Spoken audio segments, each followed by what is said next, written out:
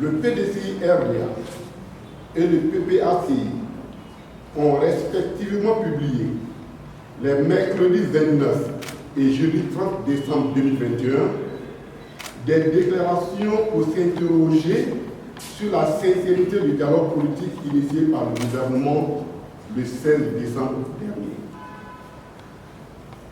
Les interrogations des deux partis, acteurs majeurs de la vie politique nationale, font suite à la conférence de presse du procureur de la République près du tribunal de première instance du Plateau, tenue le lundi 27 décembre 2021.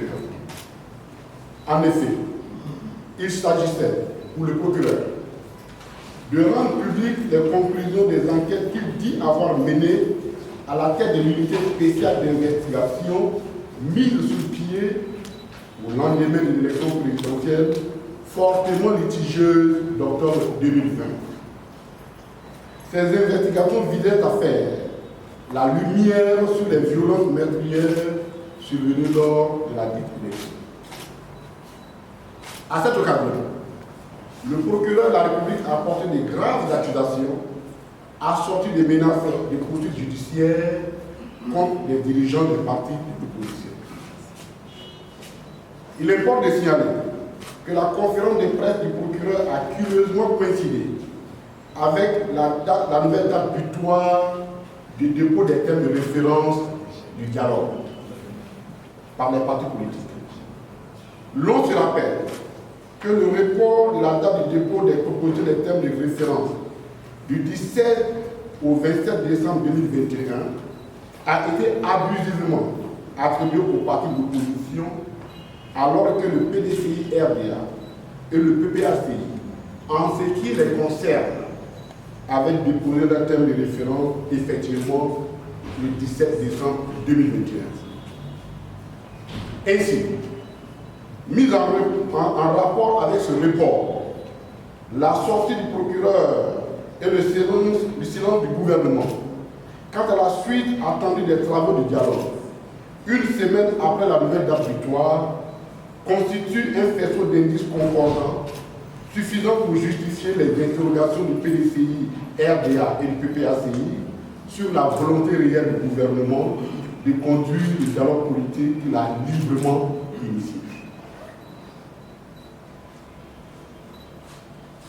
Malheureusement, les interrogations de nos deux partis politiques se sont muées en inquiétude face au peu d'intérêt que le chef de l'État a accordé au sujet du dialogue politique dans son discours de fin d'année. Il en a fait une simple déclaration de principe et l'a expressément exclu de ses priorités pour l'année 2022.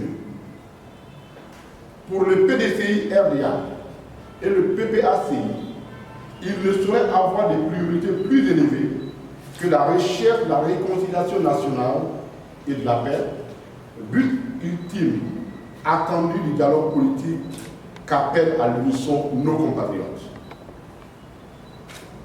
Devant l'approche à la fois hésitante et contradictoire du pouvoir sur cette question cruciale pour la cohésion nationale, la cohésion sociale, le PDCI-RDA et le PPACI, 1. Prennent à témoin l'opinion nationale et internationale du peu d'intérêt que le chef de l'État et le gouvernement accordent à la réconciliation nationale et à la cohésion sociale. 2.